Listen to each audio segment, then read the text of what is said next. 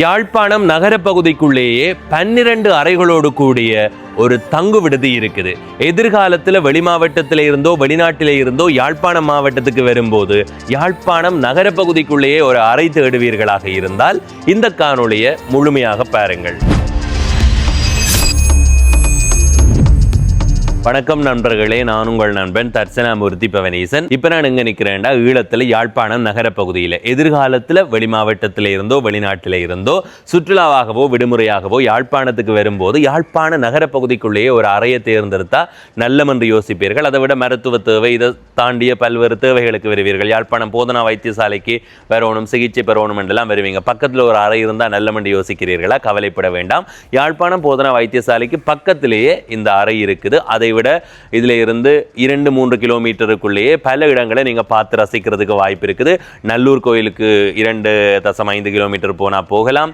அதுக்கு பக்கத்துல சங்கிலியன் சிலை இருக்கு. அப்படியான ரசிக்கிற வரலாற்றோடு தொடர்புடைய இடங்கள் இருக்குது. அதை விட பேருந்துல தான் நீங்கள் யாழ்ப்பாண நகர பகுதியில் வந்து இறங்குறீங்களா, பேருந்து திரைப்படத்தில இருந்து நடை தூரத்திலேயே இந்த விடுதி இருக்குது. அதை விட சந்தைக்கு போகலாம், யாழ்ப்பாணம் பொது நூலகத்தை போய் பார்க்கலாம், பண்ணையை போய் ரசிக்கலாம், கோட்டையை போய் பார்க்கலாம். இப்படி எல்லாமே ஒரு குறிப்பிட்ட அளவான தூரத்துக்குள்ள இருக்குது. இப்ப இந்த விடுதி எங்க இருக்குன்றதை காட்ட போறேன். அதுக்கு முதல் நாங்கள் இப்ப யாழ்ப்பாண நகர பகுதியில் இருக்கிற ஒரு பிரதான சாலைக்கு போறோம். வாங்க போய் வருவோம். இப்ப நான் யாழ்ப்பாண நகர பகுதியில் நிற்கிறேன். இதுதான் யாழ்ப்பாணம் மின்சார நிலைய வீதி.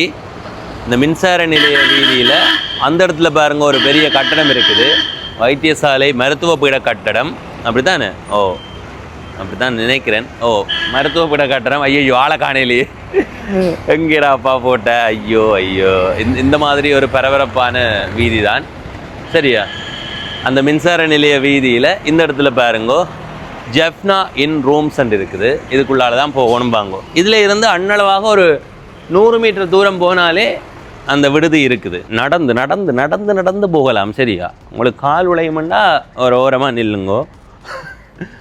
பக்கத்தில் தான் இருக்குது மக்களே, வாங்க காட்டுறேன். இதுதான் அந்த தங்கு விடுதி. நான் இந்த பிரதான சாலையிலேருந்து கனதூரம் நடந்து வரையில மின்சார நிலைய வீதியிலே இருந்து அப்படியே பாருங்க. அதில் ஏற்கனவே நாங்கள் காட்டின அந்த மருத்துவ பீட கட்டடம் இருக்குது. அது ஒரு கொஞ்சம் தூரத்தில் தான் இருக்குது. சரியா? இதில் எழுதி இருக்கு பாருங்கோ, ஜெஃப்னா இன். இதுதான் அந்த தங்கு விடுதி. நாங்கள் மேலே போய் அறைகளை பார்க்குறதுக்கு முதல் கீழ்த்தளத்தில் என்னென்ன இருக்குன்னு வாங்கோ. இதுதான் கீழ்த்தளம். வரவேற்பறை மற்றும் உணவகம் மாதிரியான ஒரு அமைப்பு. இதுதான் நீங்கள் வந்து அறை இருக்கா என்று கேட்டு இவர்கள்ட்ட பதிவு செய்துட்டு தான் நீங்கள் அறைக்கு போகணும். அதில் பாருங்கோ ஜெஃப்னா இன் என்ற அந்த அமைப்பு போடப்பட்டிருக்கு. அவைண்ட லட்சணை போடப்பட்டிருக்குது. இதில் சாப்பிட்ற மேசை பகுதி இருக்குது. அடுத்தது இந்த பகுதியில் ஒரு உணவகம்னு தான் நினைக்கிறேன். அதில் தேநீர் வாங்கி குடிக்கலாம். அப்படி இப்படி இந்த கீழ்ப்பகுதியை மேலோட்டமாக உங்களுக்கு சுற்றி காட்டி விடுறேன். அடுத்தது அவர்கள் இந்த அலுவலகம். இந்த பகுதியில் ஒரு உணவகம் மாதிரியான அமைப்பு இருக்குது. இந்த மேலோட்டமாக காட்டி விடுறேன். வாங்கோ, நீங்கள் உணவு தேவை வேண்டாம், முன்பதிவு செய்து வாங்கலாம்னு நினைக்கிறேன். வாங்கோ வாங்கோ வாங்க. உணவு இருக்குமான்னு தெரியல, நான் கேட்டுட்டு சொல்கிறேன் உங்களுக்கு. சரியா?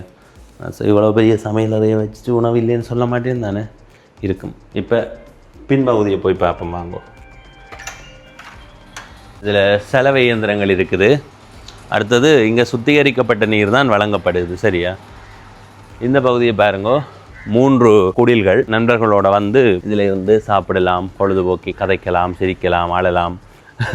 அப்படியான ஒரு சிறப்பான பகுதி. குடில் நல்ல நிழலை கொடுக்குது. அதை விட இந்த பகுதியில் நிற்கிற வேப்ப மரமும் இந்த இடத்த இன்னும் நிழலாக வச்சிருக்குதுன்னு சொல்லலாம். கீழ்ப்பகுதியை உங்களுக்கு காட்டியிருக்கிறேன். இனி மேலே போகிறேன். எல்லா அறைகளையுமே காட்டையில் மொத்தமாக 12 அறைகள் இந்த விடுதியில் இருக்குது. மின் தூக்கி மூலமாக தான் நாங்கள் மேலே போகிறோம். இப்போ முதலாம் மாடிக்கு போய் ஒரு அறையை காட்டுறேன். அதுக்கு பிறகு மற்ற அறைக்கு போவோம். ஆமாம், இதில் எத்தனை பேர் நிற்குது? 1 2 3 4 5 6 7 8 பேர் நிற்கிறாங்க. அவ்வளோ பேர் நிற்கிறாங்க. வரோம். உம்மா கடவுளே. சரி, வந்துட்டோம் வாங்க. இதுதான் முதலாவது மாடி. இதில் எழுதியிருக்கு பாருங்கோ, ஜெஃப்னா இன். அதில் தொடர்பு பண்ணியிருக்கு பாருங்கோ. எதிர்காலத்தில் நீங்கள் யாழ்ப்பாணம் வரும்போது யாழ்ப்பாண நகர பகுதிக்குள்ளே அறை தேடினா இந்த இடம் மிக பொருத்தமானதாக இருக்கும். இப்போ இதுக்குள்ளே போவோம். வாங்கோ. இந்த இடத்துல பாருங்கோ ஒரு மகிழும் பகுதி. இந்த இடத்துல பாருங்கோ இதுலேயும் ஒரு சொகுசு இருக்கை அமைப்பு இருக்குது. இதில் இருந்து வந்திருந்து கொண்டு யா 5 crores நோ 5 crore வந்து என்னால் இப்போதைக்கு ஸ்பெண்ட் பண்ணி இயலாது. 10 crore வந்து நேற்று அங்கே கொடுத்துட்டேன். அப்போ 5 crore வாரத்துக்கு கொஞ்சம் நாள் எடுக்கும். அந்த மாதிரி இதில் crore கதைக்கிறார்கள் வந்து கதைக்கலாம். எங்களை மாதிரி டே அந்த சாப்பாடு என்று அந்த விலை, இந்த சாப்பாடு இந்த விலை என்று கதைக்கிறேன்டா அதுலேருந்து கதைங்க சரியா. இந்த இடத்துல 102ஆம் எண்ணில் ஒரு அறை இருக்குது. உடுப்பு மினுக்கிறதுக்கு மின் அழுத்து இருக்குது.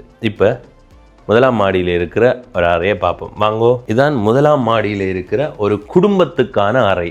பாருங்கோ எவ்வளவு சிறப்பாக இருக்குதுன்னு பாருங்கோ. 2 கட்டில் அமைப்புகள், 4 பேர் நித்திரை கொள்ளலாம். குளிரூட்டி இருக்குது, 2 மின்விசிறி இருக்குது, இதில் மேசை அமைப்பு இருக்குது. அடுத்தது உடுப்புகள் வைத்தெடுக்கிறதுக்கு நிழற்பேழை இருக்குது. இதில் காலதர் விண்டோ இருக்குது பாருங்க, காலதர் அதுக்கு திரைச்சீலை போடப்பட்டிருக்குது. அப்படியே வந்தால் இதுலேயும் ஒரு பெட்டி அமைப்பு, இதில் தொலைக்காட்சி தட்டு இருக்குது. இதில் உடுப்பு போட்டு எடுக்கலாம். அடுத்தது இந்த இடத்துல நீங்கள் தேநீர் போட்டு குடிக்கலாம், அது இதுன்னு சொல்லி பெரிய சமையலெல்லாம் செய்ய இயலாது, சின்ன சின்ன வேலைகளை செய்யலாம் நீங்கள் இதில். அடுத்தது குளிர் சாதன பெட்டி பாருங்கோ, உள்ளுக்கு ஒன்றும் இல்லை, நீங்கள் ஒன்று வந்து வச்சு எடுத்து குடிக்கலாம் சரியா. அடுத்தது இந்த இடத்துல ஒரு பெரிய கண்ணாடி இருக்குது.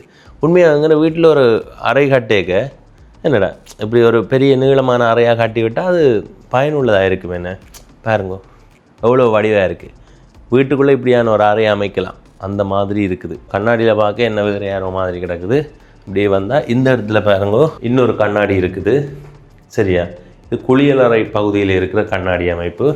இந்த பக்கம் பாருங்கோ குளியலறை நல்ல சுத்தமாக வச்சுருக்கிறார்கள். நாங்கள் வந்து பார்க்கும்போது சுத்தமாக இருக்குது.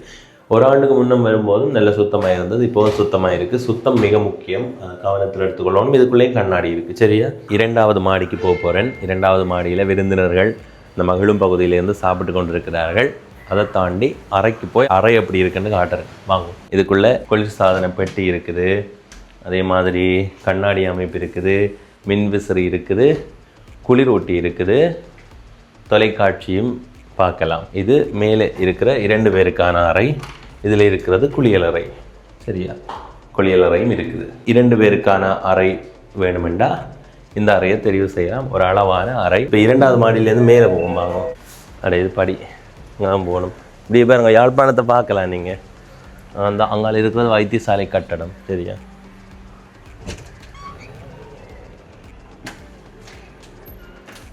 இதுதான் இங்கே இருக்கிற மகளும் பகுதி சரியா. உள்ளுக்கு நிறைய வாடிக்கையாளர்கள் இருக்கிறார்கள், விருந்தினர்கள்.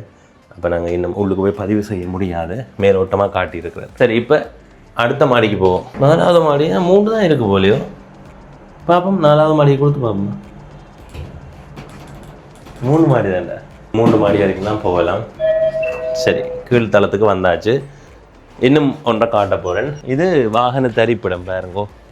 வாகனம் வர்றதுக்கான ஒரு பகுதி இருக்குது. நீங்கள் கொண்டு வந்து உங்களுடைய வாகனங்களை இங்கே தரித்து விடலாம். கான்கிரீட் போடப்பட்டிருக்கு, இதில் இடம் விடப்பட்டிருக்கு. இதில் ஒரு எதிர்காலத்தில் ஒரு திட்டம் இருக்காம் சரியா. எதிர்காலத்தில் நீங்கள் யாழ்ப்பாணத்துக்கு வாரீங்களா, யாழ்ப்பாண நகர பகுதிக்குள்ளே ஒரு அறை தேடுறீங்களா, அதுக்கு இது மிக பொருத்தமானதாக இருக்கும்ன்றதை இந்த இடத்த பதிவு செய்து கொள்கிறேன். இந்த கட்டடத்தில் மொத்தமாக 12 அறைகள் இருக்குது. குடும்பமாக தங்குறதுக்கான அறைகள், 2 பேர் தங்குறதுக்கான அறைகள் என்று வகைப்படுத்தலான அறைகள் இருக்குது. எனவே திரையில் தெரிகிற தொடர்பெண்ணோட தொடர்பு கொண்டு மேலதிக விவரங்களை பெற்று கட்டணம் தொடர்பாக அறிந்து கொண்டு அதுக்கு பிறகு முன்பதிவு செய்து வந்து தங்குங்கன்றதை இந்த காணொலியில் பதிவு செய்து இப்போ இந்த காணொலியில் இருந்து விடைபெறுகிறேன். இதுவரைக்கும் செங்கதிர் என்ற இந்த யூடியூப் தளத்தை சப்ஸ்கிரைப் செய்யாதவர்கள் சப்ஸ்கிரைப் செய்து பக்கத்தில் இருக்கிற மணிபோத்தன் பெல் ஐகானை அழுத்தி இணைந்திருங்கள். அப்போ தான் நான் பதிவேற்றுகிற ஒவ்வொரு காணொலியும் உங்களை வந்து சேரும். நன்றி, வணக்கம்.